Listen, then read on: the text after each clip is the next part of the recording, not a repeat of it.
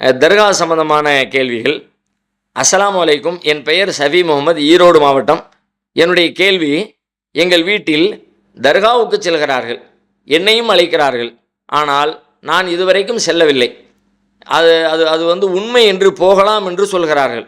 இதற்கு போகலாமா கூடாதா? குர்ஆன் ஹதீஸ் அடிப்படையில் விளக்கம் தரவும் அப்படின்னு ஒருத்தர் கேட்டிருக்காரு.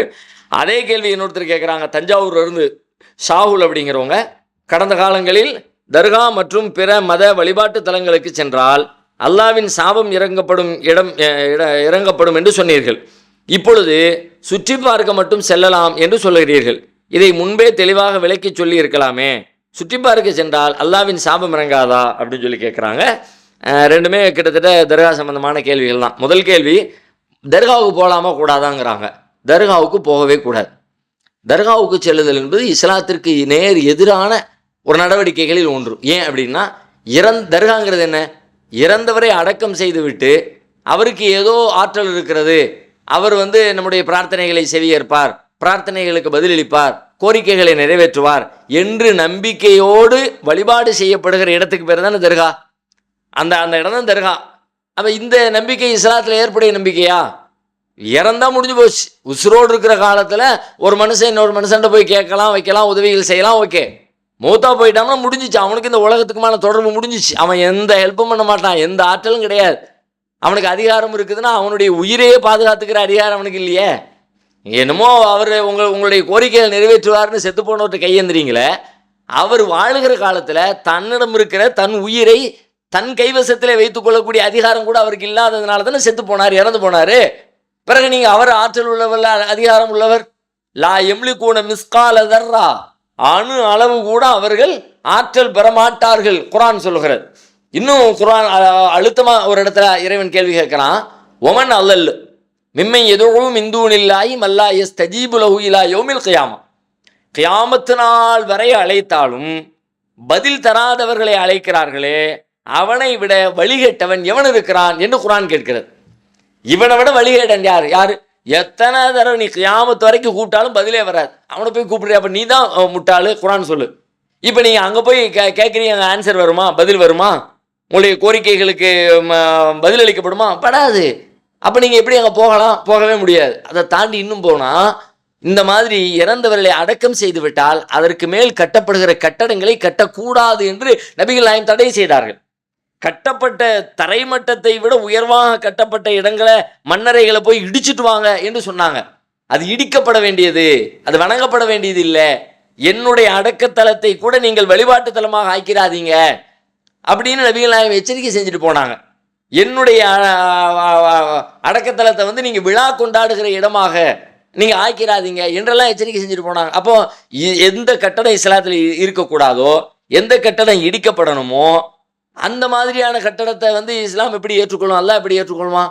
அப்போ குர்ஆன் ஹதீஸ் அடிப்படையில் சிந்திச்சா இந்த கட்டடம் இஸ்லாத்தின் சட்டத்திட்டங்களை குழி தோண்டி புதைக்கிற, இன்னும் தெளிவாக சொல்வதாக இருந்தால், ஒவ்வொரு நேர தொழுகையிலையும் நாம் இறைவனிடத்தில் கொடுக்குற வாக்குறுதி என்னன்னு கேட்டால், ஈயாக்க நஅபுது வ ஈயாக்க நஸ்தஈன். இறைவா, உன்னையே நாங்கள் வணங்குகிறோம், உன்னிடமே நாங்கள் உதவி தேடுகிறோம். இறைவனிடத்தில் உதவி தேடுகிற முறைன்னு ஒரு முறை. இறைவனிடத்தில் என்ன எல்லாரும் தெரியும் தானே எப்படி உதவி தேடுறோம். மனுஷன்ட்ட உதவி கேட்கறது வேற. போவோம், கேட்போம், அவர் காதில் விழும், அவர் பதில் சொல்லுவார், அது கண்ணுக்கு முன்னாடி பணத்தை எடுத்து தருவார், உதவிகளை செய்வார். படைத்த ரப்புல் ஆலமீன் அப்படி நேருக்கு நேராக செய்ய மாட்டான், மறைமுகமாக அறியாப்புறத்தில் உதவி செய்வான். அப்போ நான் கேட்குறத வாயால் கேட்குறத அவன் காதால் கேட்குறான். என் பக்கத்தில் இருந்து இல்லை, தூரத்தில் இருந்தாலும் நான் வைக்கிற கோரிக்கை என் இறைவனுக்கு கேட்கும்ன்ற நம்பிக்கையோடு நம்முடைய உதவியில் அல்லாஹ்விடத்தில் முன் வைக்கிறோம். ஈயாக்க நஸ்தஈன், உன்னிடமே உதவி தேடுகிறோம். இந்த மாதிரி உதவி கேட்கறது அல்லாஹ்ட்ட மட்டும்தான் கேட்கணும், வேற யார்ட்டையும் கேட்க முடியாது. அப்போ நான் வேற யார்ட்டையும் கேட்க மாட்டேன்னு அல்லாஹ்ட்ட ஒவ்வொரு நேர தொழுகையிலையும் சொல்லிட்டு, ஓன்ட்ட மட்டும்தான் ஈயாக்க நஸ்தஈன், நஸ்தஈனுக்க அப்படின்னு சொன்னால் ஓன்ட்ட உதவி தேடுறோன்னு அர்த்தம். அங்கே வர்ற வார்த்தையை நீங்கள் நல்லா கவனிங்க. ஈயாக்க நஸ்தஈன், உன்னிடமே உதவி அப்படின்னா ஒன்றை தவிர வேற யார்ட்டையும் உதவி கேட்க மாட்டேன். ஓன்ட்ட கேட்குற மாதிரியான உதவியை ஒன்றை தவிர வேறு யார்ட்டையும் கேட்க மாட்டேன். அப்போ இறைவனிடத்தில் கேட்கிற துணியில், இறைவனை கேட்குற முறையில், இறைவனிடத்தில் கேட்பதை போல இறைவன் அல்லாது யாரிடமும் கேட்க மாட்டேன்னு அல்லா இடத்துல வாக்குறுதி கொடுத்தோமே. இப்போ நீங்கள் தர்காவில் போய் உதவி கேட்குறீங்களா? எப்படி கேட்குறீங்க? இறைவனிடத்தில் கேட்பதை போல தானே. இறைவனை நீங்கள் பார்க்கவில்லை, இறைவன் உங்களை பார்க்கிறான்னு கேட்குறீங்க. தர்காவில் உள்ளவர் நீங்கள் பார்க்கல, அவர் நம்மளை பார்க்குறான்னு நீங்கள் கேட்குறீங்க. இறைவன் நம்முடைய வார்த்தைகளை செவியேற்பான் என்று நம்புகிறீர்கள். தர்காவில் இருப்பவர் நம்முடைய வார்த்தைகளை செவியேற்பார் என்று நம்புகிறீர்கள். அரியாபுரத்திலே அல்லாஹ் உதவி செய்வான் என்று நம்புகிறீர்கள்.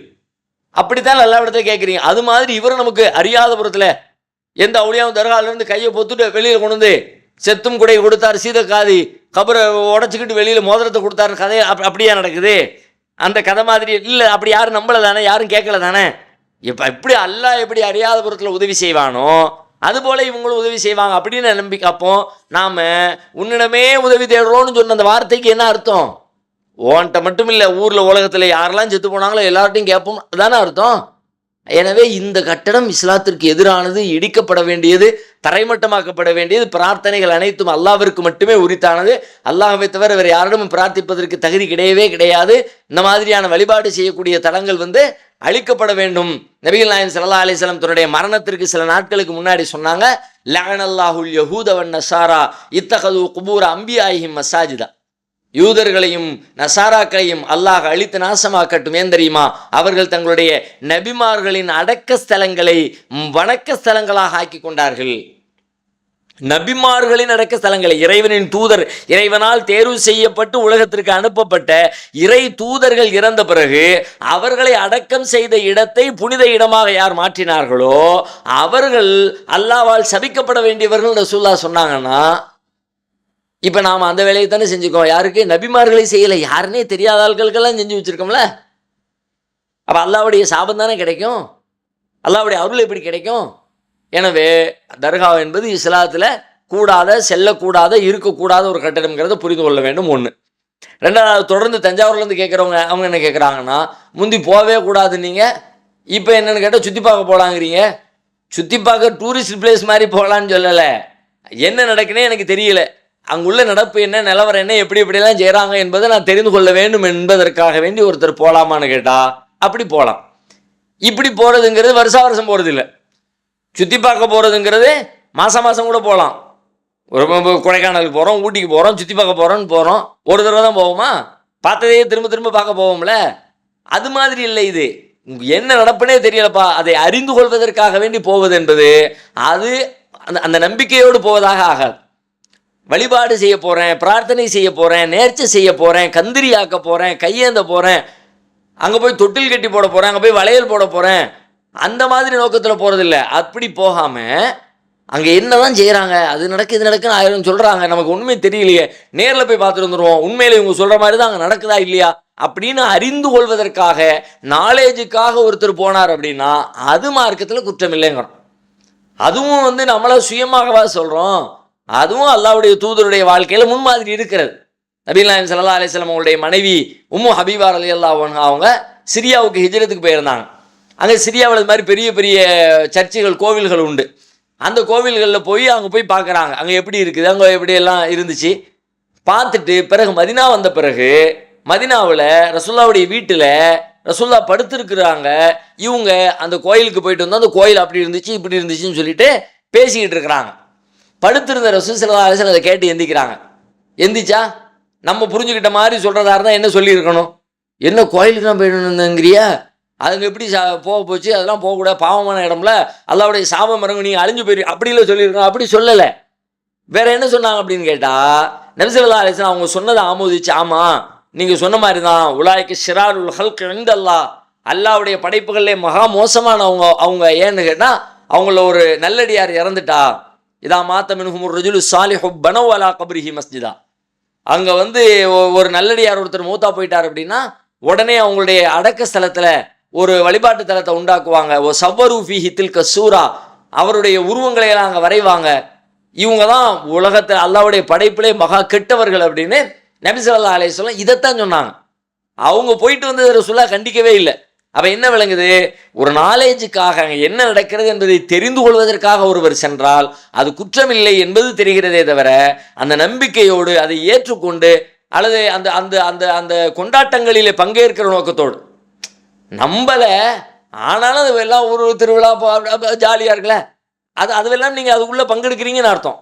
இந்த மாதிரியான நோக்கமெல்லாம் இல்லாமல் ஒருத்தர் பியூராக அறிந்து கொள்கிற நோக்கத்தோடு ஒருத்தர் போனார்னா மார்க் அடிப்படையில் குற்றமா இல்லையா அப்படின்னா அது குற்றம் இல்லை. அது இன்னைக்கும் சொல்லலை, அதையும் கடந்த காலத்திலே சொல்லியிருக்கிறோம்.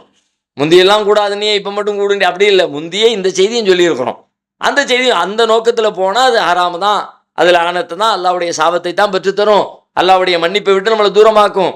இந்த நோக்கத்தில் போனால் இது மார்க்கத்தில் தடுக்கப்பட்டதில்லை. போய் தெரிஞ்சுட்டு வந்து 4 பேருக்கு சொல்லலாம், விளக்கம் சொல்லலாம் என்கிற அடிப்படையில் ஏற்கனவே இதையும் நாம் சொல்லியிருக்கிறோம். அது உங்கள் கவனத்திற்கு வரவில்லை என்று நான் நினைக்கிறேன்.